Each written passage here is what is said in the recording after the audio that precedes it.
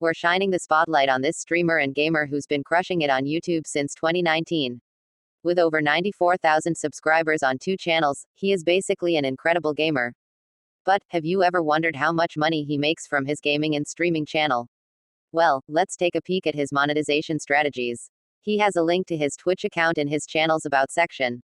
There are several factors that determines the AdSense revenue of a channel, such as the length of the videos, niche of the videos, the age and gender, and the location and language of the audience.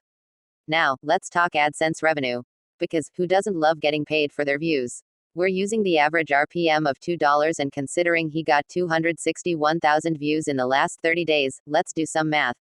The next step is dividing 261,000 views divided by 1,000 views equals 261 views.